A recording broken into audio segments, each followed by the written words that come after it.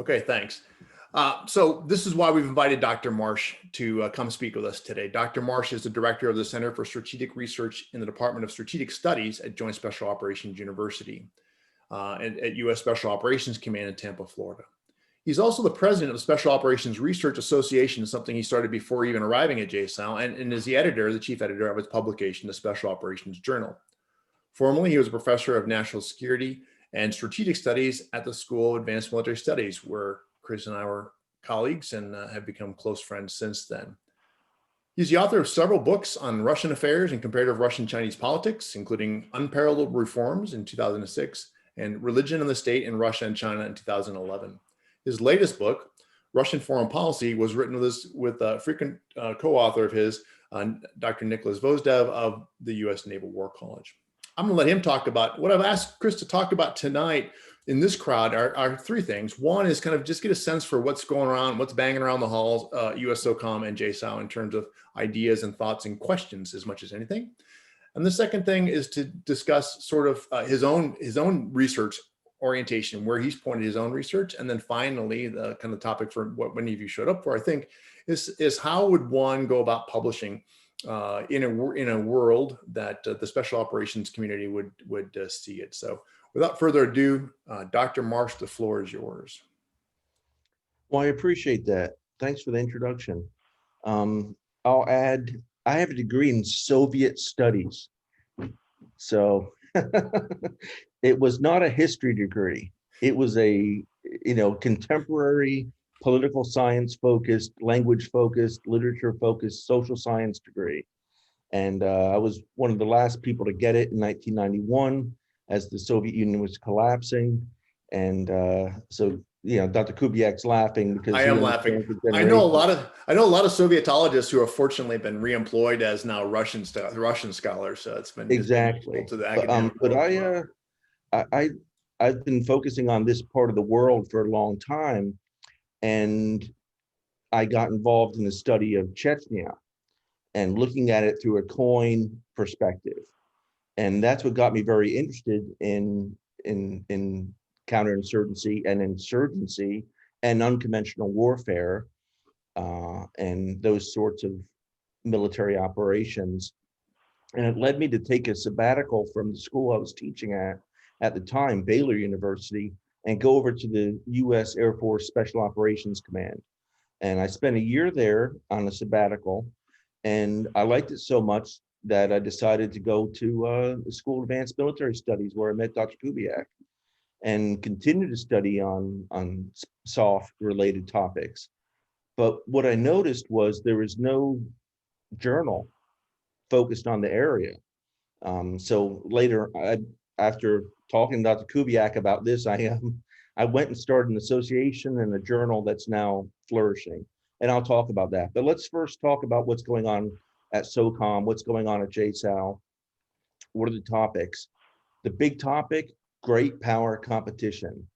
As directed from the National Security Council and the National Security Strategy of 2017 and the National Defense Strategy of 2018, we've been directed to not only do counter-VEO, counter-violent extremist organization operations, and to continue the CT fight, the counter-terrorist fight, but to also, at the same time, gear up to re-engage in great power competition. This is not a new thing. This is not an old thing, really, but it's the great powers have been going at each other since the Peloponnesian War.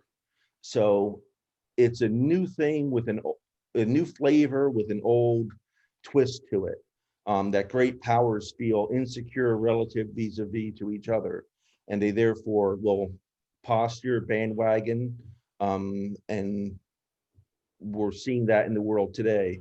And we see it in particular between Russia, China, and the United States, but also with North Korea and Iran, and with many other, pretty much every country in the planet.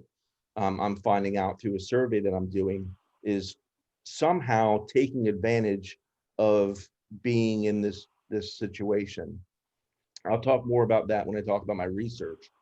But yeah, great power competition is the topic du jour, or the topic d'anno of for the year and the last couple years actually at SOCOM. And on top of that, ethics. We've all heard the problems with ethics. We've seen the Australian report come out about other Aussies and their special operations forces and some of the ethical considerations they've dealt with. Our guys in 7th Group have gotten a bad rap. Some of the stuff going on in Colombia. I mean, I'm not going to rehash the news. Just Google, ethics and SOF, and you'll find a lot of stuff. But the question is from the command, from General Clark, how do we go about fixing this? Where's the problem? Is it more computer-based training on ethics, or is it something greater? Do we go to selection? Do we go back to selection in the Q course and try to find out, are we getting the right people in? For SOF operators, we want guys and gals now, especially in, when we're saying SOF, we're including civil affairs. So PsyOps, we're including, it's male and female. So don't forget that. We want guys and gals who are not your typical person. They have to be able to work in groups. They have to be able to live on the edge. They have to be a little bit of in terms of risk taking, risk embracing, maybe, but at the same point, they can't be, doing illegal things. So it's a fine line that they're drawing. And for those of you guys out there who are SOF operators, I'm not going to describe every term and define every term according to FM 324 or what have you. But unconventional warfare, for instance, it's a mission set that can be difficult ethically for some people. You're going into a country, you're trying to work by, with, and through local indigenous populations to maybe bring about the collapse of a regime, to maybe bring into power a regime more friendly to the United States. That's in our doctrine. That's there. I mean, if you read it between the lines, that's what we're talking about. It's what the Russians are afraid of when they talk about color revolutions. So this ethical line becomes difficult for some of them to cross. Now, I think you cross it egregiously when you start bringing back pounds of cocaine from Colombia. But when you get involved with some of the other ethical traumas that we've had, the line is a little thinner. It's a little more difficult to discern. So it is something that everyone in SOCOM is interested in. Ethics and also ethos. What is the profession of arms specifically for a SOF operator? And that's a little bit different of a question, but it relates back to ethics as well, the kind of the ethos, the ethics of the SOF professional. That's something we're just starting to dig into, starting to understand. And we actually are working with a university right now who's trying to do a collaborative study on the topic of the SOF ethos. Resistance, the resistance operating concept we published last year. This is something that came out of SOC-UR, the TSOC for UCOM. Again, I'm going to add details to the extent I can without getting bogged down, but I don't want to describe every acronym in the language. For the SOF operators, you guys will understand what I'm saying. Others, hopefully, if you have a question, I can answer it. But yes, so SOC-UR was very, very interested in resistance. How can you get regimes in Eastern Europe to stand up against the Russian expansionistic mindset that they have, as we saw in Crimea, as we saw in Eastern Ukraine, Lugansk, Donetsk, the Don Basin, Kharkov, even attempted in Odessa. And what about the Baltics? How resilient are they to standing up against Russia if Russia were to come over the border? Would they come over the border in large echelons, or would they come over the border in little green men parachuting into Riga or just appearing in downtown Tallinn, taking over the presidential palace? These types of scenarios are not only potential, but really possible, and something we have to plan against, something we have to hope for, hope never happens. But our partners want to be resilient and resistant, and they want to know that if the balloon goes up, we're going to be there. So that gets into partnerships. Who do we partner with? Do we partner with specific countries? What about specific units? What about building specific units from scratch? And what happens when you train a unit and that unit does some bad things, as we're seeing in Nigeria right now with SAR, the SAR units over there that we trained up and now are engaged in paramilitary operations against our own population, even though Nigeria is a close partner of the United States, but also a close partner of China, which gets back to my research on great power competition. But let's not get ahead of ourselves. Oh, my timer went off. Hold on. All right, great. So, yeah, the future operating environment, that's always one we're always interested in. But in particular now, how does artificial intelligence play out in the future operating environment? Are we talking about hyper-enabled soldiers and SOF? Because SOF would be the ones to get it first. It's not going to go to 1st Infantry Division or 1st Armored Division or 10th Mountain. It's going to come down to, one of the SMUs or to, one of the groups. And these guys who are out there doing the direct action type of stuff are going to get hyper enabled. That's going to happen. It's just a matter of when. When are they going to have these suits that give them all sorts of protection and additional capabilities and seamless communication? That's just a matter of time. I give it 10 years and we're going to see some very different operators on the ground. Same guys, same gals, but equipped in a very different way.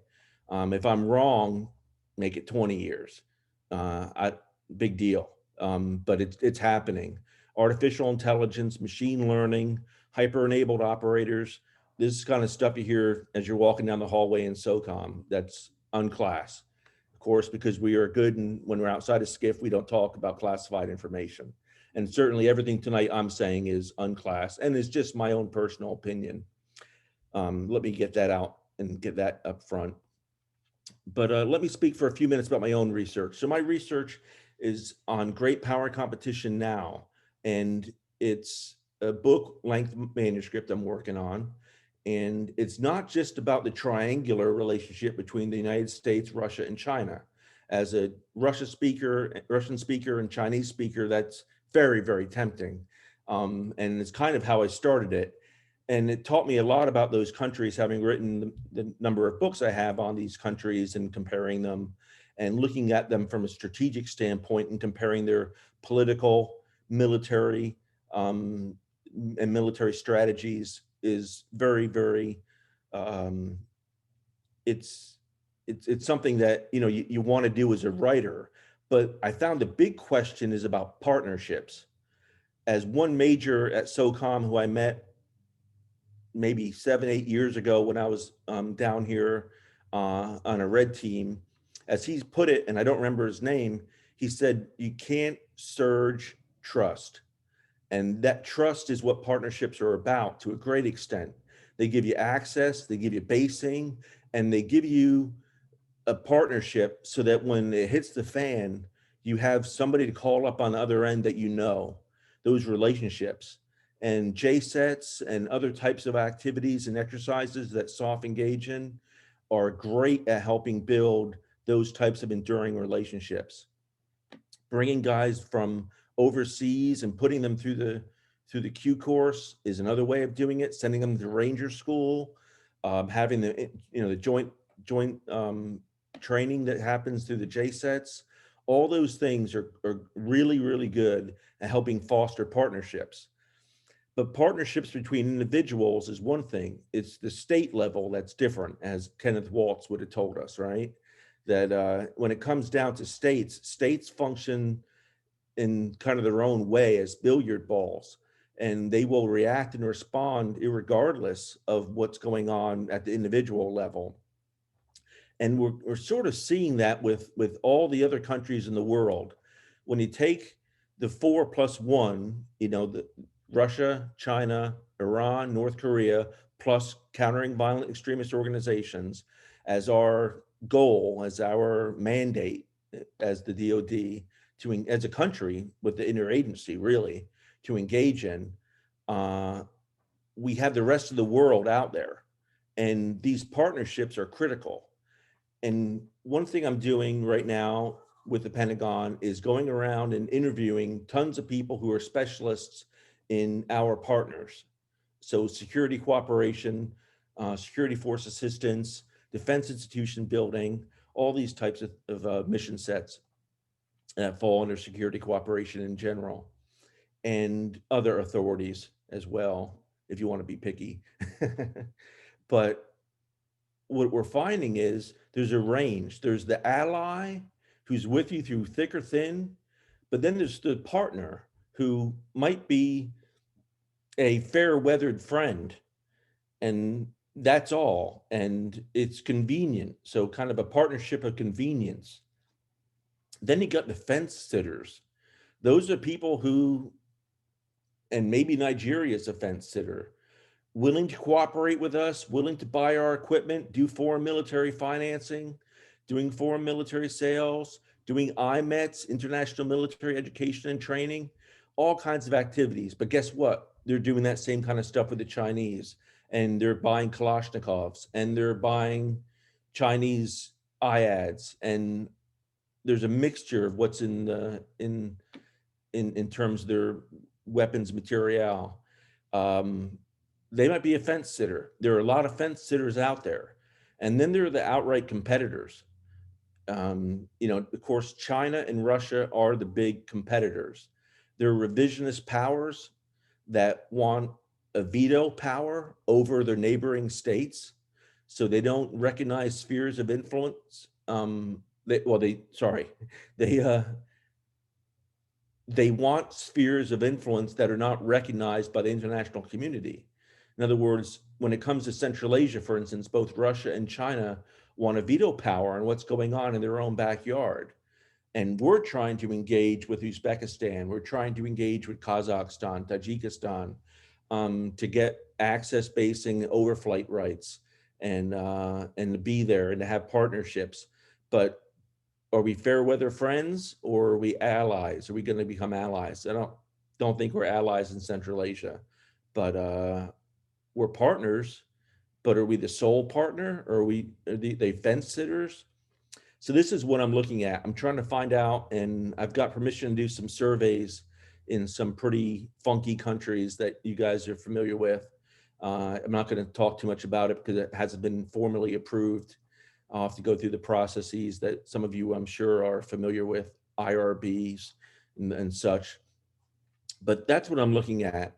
And gray zone operations, what are Russia's gray zone operations like? How do they play out in the near abroad, in that sphere of influence area that Russia wants to have? How about China? How about China with Thailand and with Vietnam and the South China Sea, and with Duterte and the Philippines? How about out into Micronesia, Melanesia, and Tonga, and Fiji? I'm not kidding. I mean, these are real places with militaries, and access basing overflight becomes critical out in that vast expanse of territory of water that is in the Indo-PACOM region, Indo-PACOM AOR. So let me go back a few minutes to where I began, which was talking about the lack of a journal on special operations. We'll go back even farther to the 1980s. In the 1980s and 1990s, there was a dearth of research, social, scientific, rigorous research on special operations. There were books on special operations, but mostly it was, there I was, and as I stepped out of the Chinook, or I jumped off a hayload out of this aircraft or that aircraft, they were more those types of war stories. Don't get me wrong, they're useful. Memoirs are a vital part of doing history, but they were more historical case studies, and they weren't large N or even small N comparative analyses of what works where and when, why and how. the social scientific type of research that we see in the poli-sci journals, in the sociology journals, and so forth. And as a new guy at the United States Air Force Special Operations Command, teaching in their schoolhouse, the first thing I did was said, okay, I'm studying COIN, counterinsurgency. What beyond FM 3-24 are we reading? And they looked at me sideways. I said, what's the scholarship? And they mentioned this guy called Cullen, so we did some reading of him. But I said, well, what about the current journals? What are they looking at? And I looked through the poli-sci journals, and not much on special operations as a field of study at that time. And I got together with a couple colleagues, one of which was introduced to me, James Kairos, was introduced to me by Dr. Kubiak.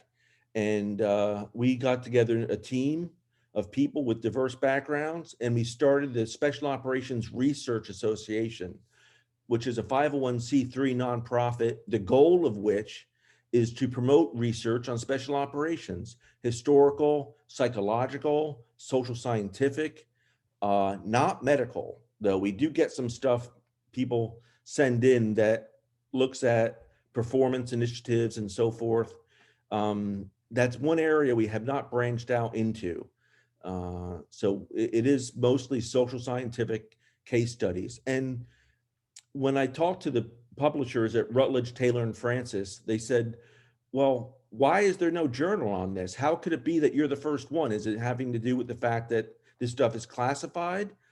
And I said, I have no idea. I'm bewildered. I've spent 3 years studying this stuff, and there's no reason why these articles that are coming out in political science journals or in sociology journals shouldn't be housed in a journal called Special Operations Journal, where every article is about special operations, is soft, peculiar issues and tasks and missions, with book reviews on the latest topics and so forth. So we started that journal. So now, jump ahead a few years, because we're in the 7th year of publication of Special Operations Journal, and it's flourishing. About 3 years ago, JSOW, the Joint Special Operations University, offered me a position to come down and work as a senior fellow. I did that for about a year, and then the job opened up to be the director of the senior fellows, and I took that position. I moved into that slot. So now the senior fellows and we engage in research on special operations related topics and peculiar issues for the command, for the SOF community and enterprise at large, and also for the TSOCs. So we do classified TS level stuff for the TSOCs if they need it. That's one part of what we do. We put on conferences. We work with SORA, so it's kind of switching hats real fast. We'll work with SORA and have a joint conference like we did at Naval Postgraduate School a few years ago.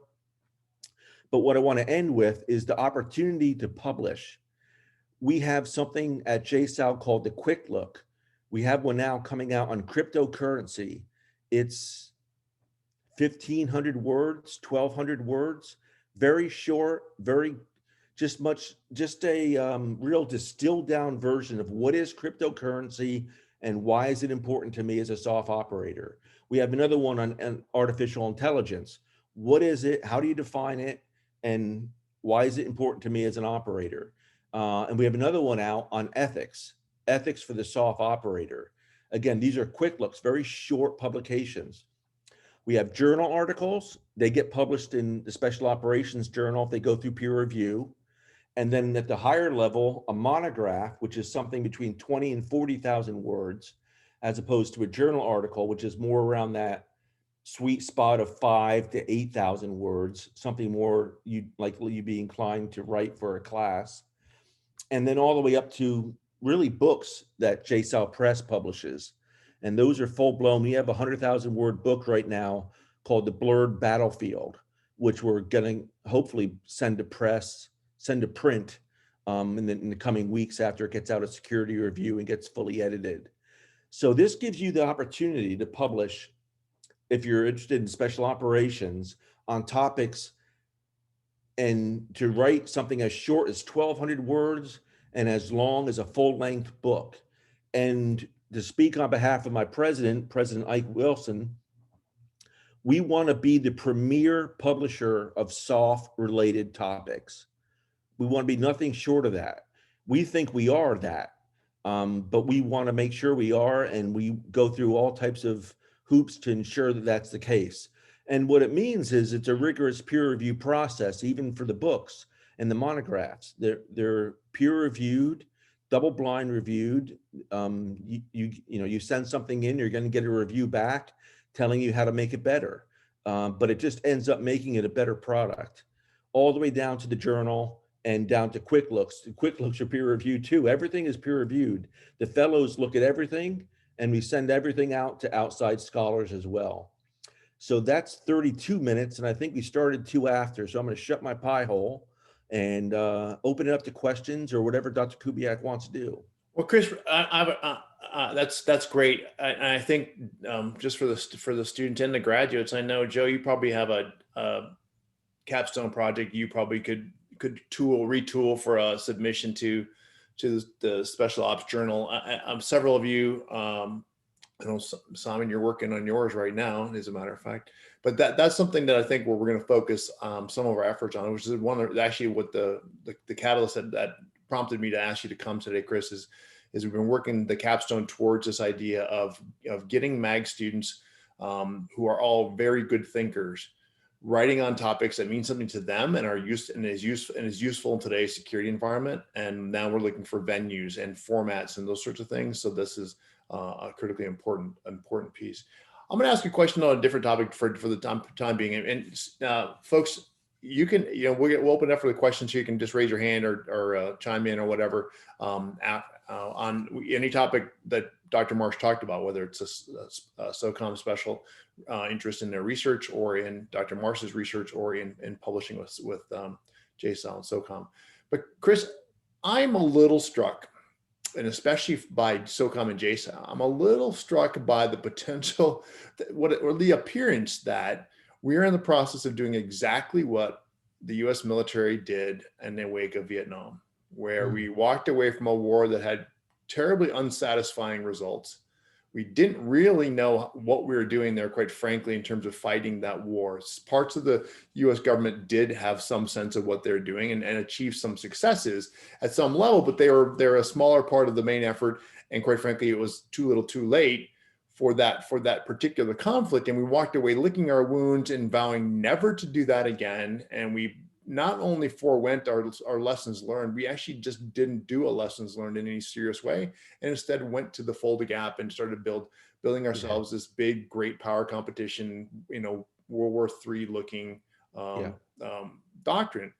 Are we doing the same thing today? Are we walking away from COIN, and we walking away from our wars in Afghanistan and Iraq without really embracing the realities of those conflicts and the nature of politics today, in favor of something that looks much more familiar to us, much more look like a Cold War, or in this situation, maybe a World War I situation where we've got multiple peer competitors?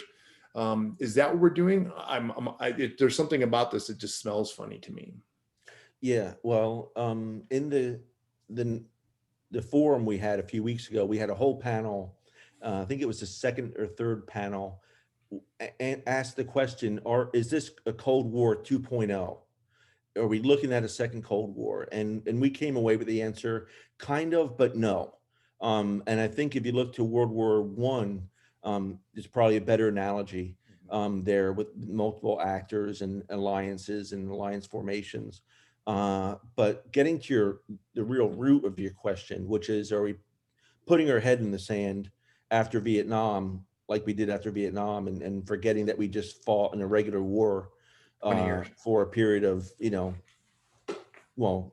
decade, 12 years. Mm-hmm. That's a good question. I think some people want us to just forget that we've been fighting COIN for 20 years, since 9/11. And irregular warfare and unconventional warfare, and just kind of put it all behind us. But they've gotten around it in the national defense strategy by saying, and counter-violent extremist organizations, Mhm. which is supposed to be this big kind of umbrella concept. Lest we forget, right? Is that, I mean, that's Yes. kind of the purpose of that. We don't. Yeah. But I think you're right. I think the lessons learned stuff, there's a few people working on it, but we are re-gearing up for great power competition. Yeah. And let me look at my list. And resistance, resilience, counter-resistance, partnerships, future threats, strategic sabotage, influence, counter-influence, all those things have to do with great power competition, not with coin. Yeah. So, and that's the list that comes out of the topics workshop that we did 2 years ago, a year and a half ago. And I wonder if you go back to 1980 special operations doctrine, such as it was, which didn't exist. Counter guerrilla warfare, yeah. Yeah. How much of the kinds of activities that you're talking about were actually, have grown into that doctrine, in the wake of Vietnam and through the end of the Cold War, and to what avail, and how ready we were or were not actually to fight that's the a wars of great the 21st century. thesis. Yeah. Great monograph for saying. Well, that's or thesis for your guys. I think that's right. And I'll tell you, I'm going to go find a student in my 501 class next semester, and I'm going to go make them write that. I'm going to make her write that monograph or the capstone project. So that'd be fantastic. Yeah, no, it's a great question. I don't have an answer for it, but I suspect that you're onto something. Yeah, I mean, I do like the special operations. The kind of activities are actually transferable in a lot of ways in the special operations world, and they kind of were before at some level. And the special operations community was as ready as anybody, quite frankly, for doing counterterrorism or small, direct action stuff that actually were very successful in the early parts of certainly Afghanistan. But so I don't know. It's just one of those ideas that kind of prompts me and it makes you go, which is why, again, I think it's really important that the Special Operations Command and JSOC have realized that reaching out to civilian institutions for diversity of ideas is actually a useful project for them as well. And I'm a big fan of that. I'm a big fan of having civilian institutions, especially with as many free thinkers as we have in this program, interfacing with the decision makers and thinkers in the U.S. military complex wherever, but in particular the Special Operations Command, because you will be the tip of any spear going forward. And I appreciate the fact that we've got Joe Defer in the room, because Joe Defer is going to be a leader in the special operations world real time for the foreseeable future, and it's useful for him to be part of this conversation. I'm going to shut my pie hole now, and I'm going to give the students and the graduates, the participants here who've made time to come and talk to us today, a chance to ask a question about anything you want, about special operations research topics, Dr. Marsh's work, or publishing for a special operations community.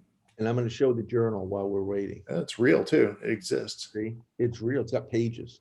I used to have my name on that inside cover at one point in time, right? You're still on inside. Am I on the editorial board?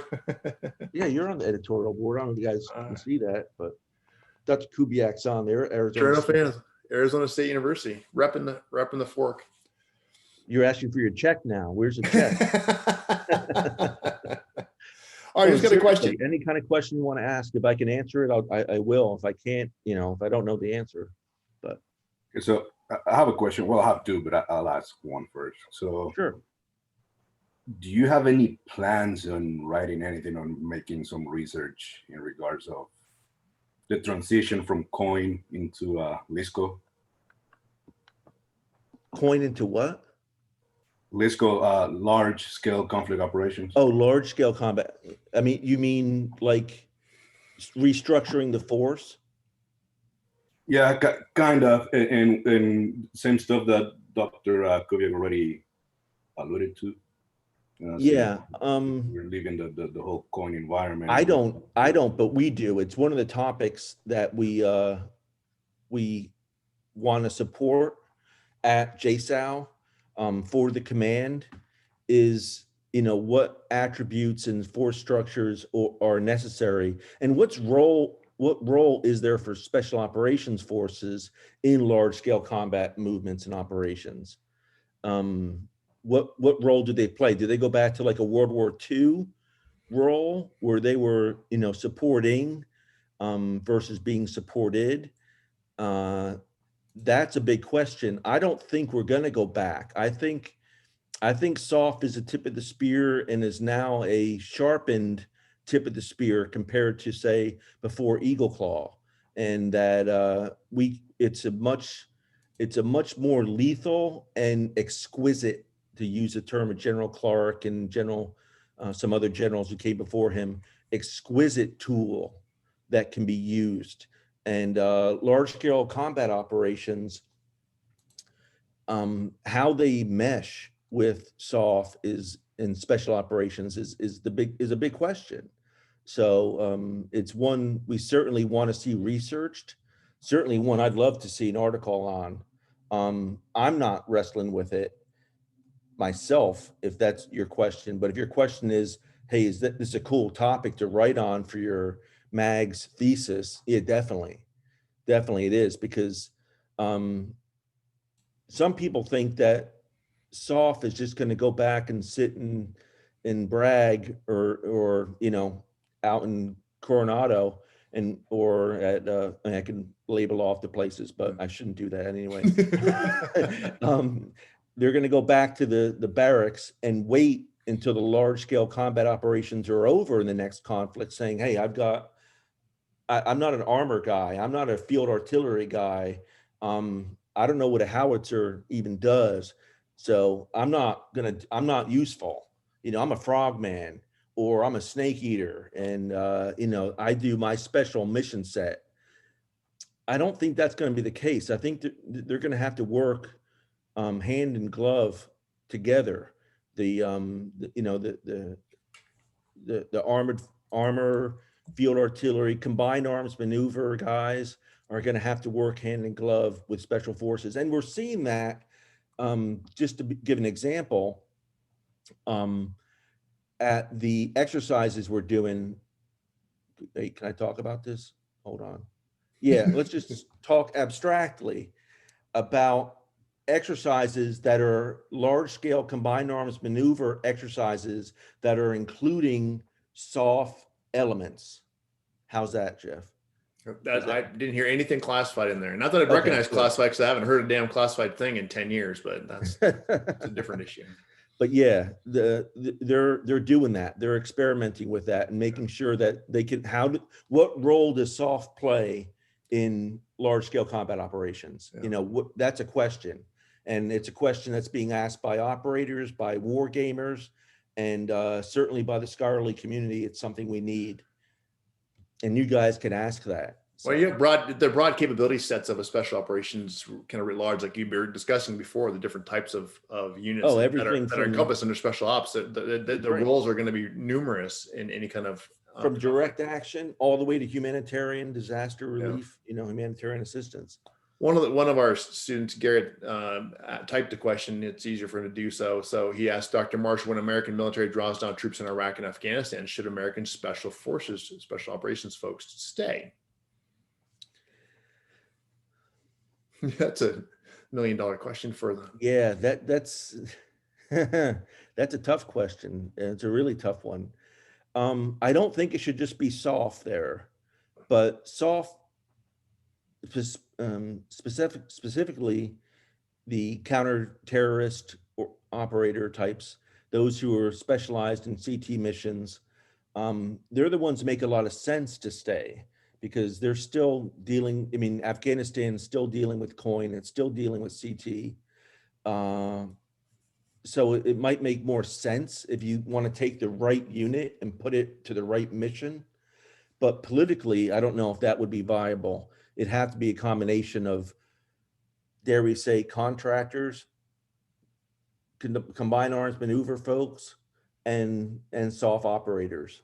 But if I were the SecDef, yeah, I'd probably be thinking more about getting in large numbers of SOF and keeping the SOF around, and maybe drawing down some of the other types of units that are there.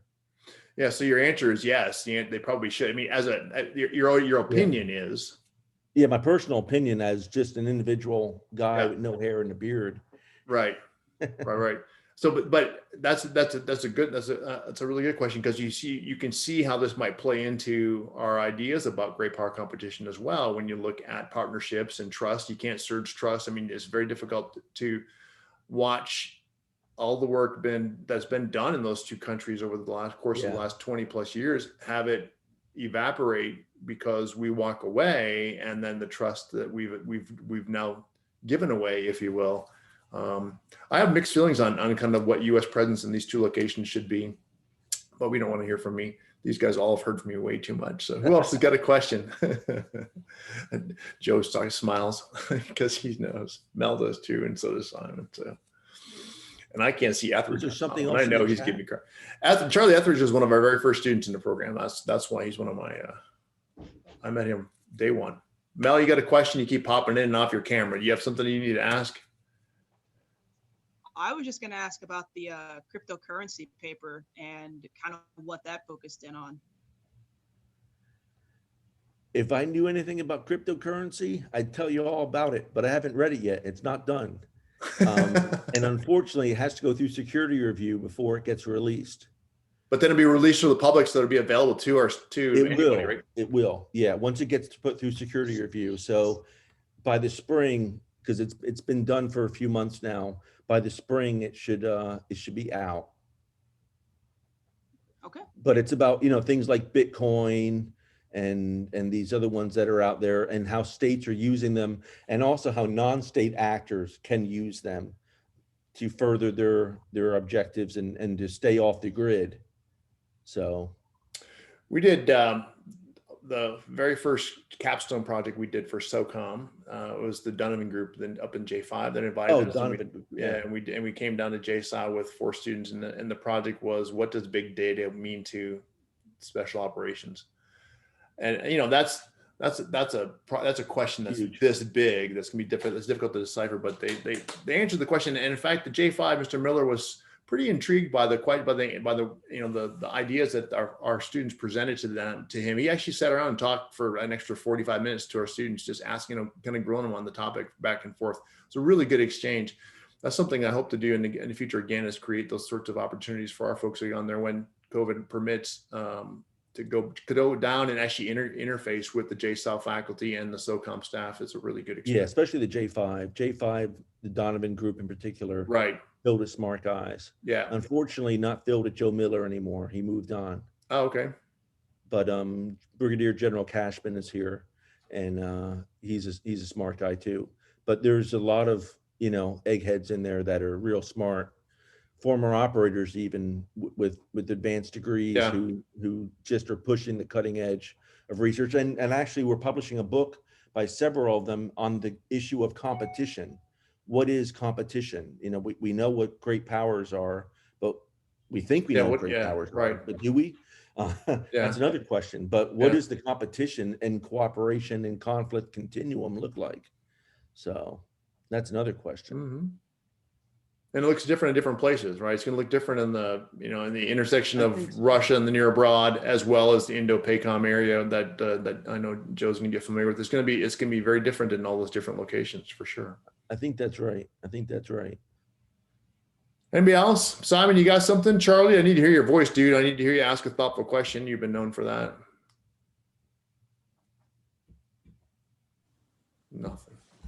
Nothing too thoughtful at the moment. I'm just enjoying listening. Yeah, pretty much want to listen. All right. Well, that's fine. I have another question. Go ahead, Cesar. Yeah. So since you spoke about AI, so have you done any research on the Safe City, Smart Cities initiatives and the whole GPC influence in some of the AORs, especially Southcom, I'll say, since that's what I covered? The studies I've seen, we've done studies on AI, and I think we have one releasable. I'm squinting because I'm not sure if it made it out of security review yet, but can get you one as soon as it's out. I think it's out of security review. Security review takes a long time. It's a pain in the fourth point of contact, for real, sure. But no, with the smart cities, I just have, some personal experience in Asia with these smart cities and stuff, and it's mind blowing, being in a smart city, a city that is Wi-Fi enabled, the whole place, and you're on cameras a lot, which makes me uncomfortable. I don't like having my mug all over the place, but you're it's interesting. It's certainly a topic we're interested in, and like I said, my colleague Mark Gregorjevsky wrote a piece on artificial intelligence, and I think it touches upon the smart cities issue. But we're interested in it. That's a topic that we are interested in. Yeah. It doesn't seem like it would. I mean, so Cesar, you're thinking about this as it applies to Southcom. Are you writing on that? Are you thinking about writing on that? Yeah, so I've been writing about it with like your regular analytical products, but like higher classification. And, Okay. And I've seen a lot of stuff in South America. So, Okay. but I can Nothing you can discuss in this forum, I assume. Is that what you're telling us? No, I mean there's some on class stuff, a lot of cameras but the thing is, like, a lot of people don't expect it, especially in South America. Right. Yeah. Yeah. But, I don't know. but I didn't know it anything is about there. Southcom AOR. But that infrastructure is helping helping the narco terrorists and it's a function of that whole enterprise is taking advantage of that as well. So you're looking at both kind of good and bad uses of that kind of technology. Yeah, and especially since the whole GPC, because you have a lot of Chinese influence down there. With All right. Vision and Huawei. Yeah. Yeah, that's what Simon's writing on. Simon's actually writing on Chinese influence and how U.S. should counter Chinese influence in the Caribbean as his capstone project. So, Is he following the work of Eben Ellis out at the Army War College? No, I've never. What was his name again? Eben Ellis. Okay. He's the man EBOM? on China and Southcom AOR. Gotcha. Yeah, look him up. He's at the Army War College in Carlisle, and when it comes to that topic, he's written on it. He's really bright, really sharp guy. Cesar, you should probably focus. I mean, it would be really good as you progress through the program that you kind of keep this event in mind. I'm hoping that's why you showed up tonight, so that you can kind of keep as you're going through the rest of your coursework, you can kind of be making notes to yourself on what a capstone project looks like, and perhaps set as a goal to be one of the kind of central journal articles in the Dr. Marsh said 5,000 to 8,000 words, but we usually aim between 2,400 and 4,000 on our argument. Yeah, and that's fine. That's fine. And I think that'd be a really great objective to set for yourself as you progress through is to publish that. And that goes for you too, Mel, as you're thinking through how you get to your capstone. It's true. Just watch for classification. Don't send us anything classified. Everything at JSOW Press gets scrubbed to make sure it's not classified. Because, what really bothers me is, since I use primary source documents, I'll get a primary source document, say from a Russian journal, and I'll read it, and then I want to go cite it, and they come back and say, oh, that's actually classified because we read it in translation from the CIA and they classified it. So now it's classified? Come on, man. I read it in Russian too, and it's Wow. By classifying it, we're saying something.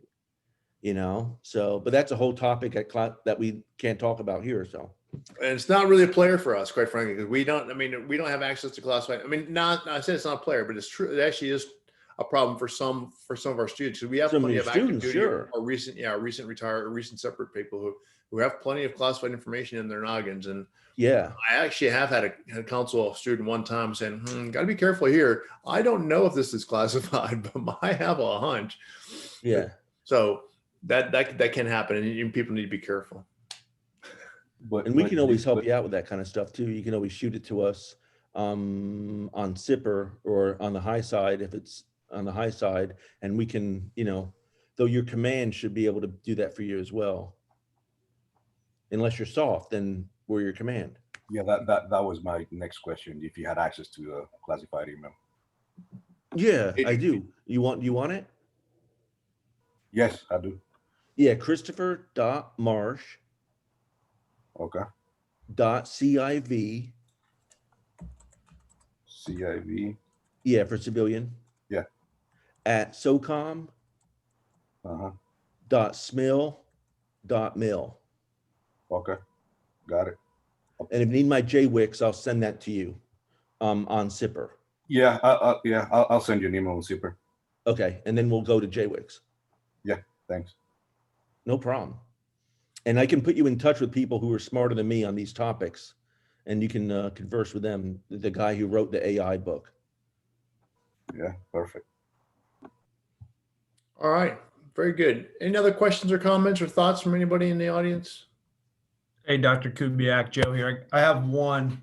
Your previous question regarding the soft role in great power competition. There's a couple interesting pieces I read from Tim Nichols from Duke University that talked about it. How SOF has a lot to provide in great power competition because we've learned so much from, being the having primacy in CT and coin over the years, so like intelligence collection, security assistance through our partners and other roles that we've learned through CT so that we can apply, but it's not necessarily in a leading role, but a supporting role. So I know it's going to be hard for soft egos to deal with, but No, that's a good, Joe, that's a good What? point. One of the other topics that I think we didn't talk about here, but is critical, and actually we offer a course in it. So I'm not going to pitch it to the grads because it's not useful to them. But proxy warfare is something that the special operations world has got to be in tune with, and there's a lot of research right now on a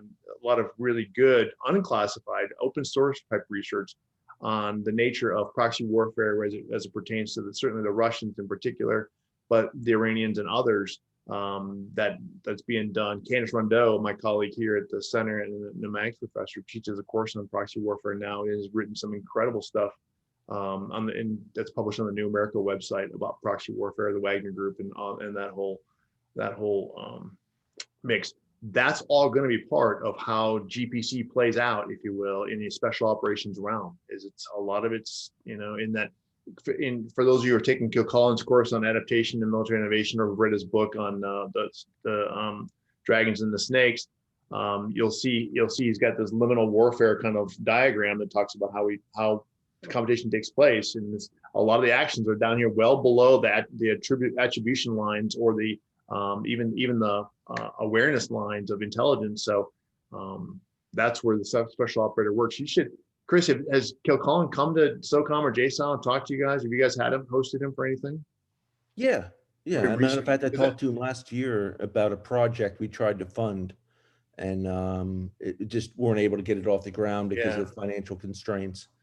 But, I like his new book. With him. His new book is really good. If you haven't got a chance to, he could come out and give a book talk. I'm sure he'd be happy to do that on his new book, because I think the framework is really interesting and actually quite useful for the soft world to construct the sorts of roles it might play in GPC. But it goes along with Joe was saying with regards to all the different functions. If you look at the different kind of actions that take place in this liminal warfare space that Kilcullen outlines, you'll be able to attribute almost all of them below a certain level to the special operations forces. Yeah, that was a good point.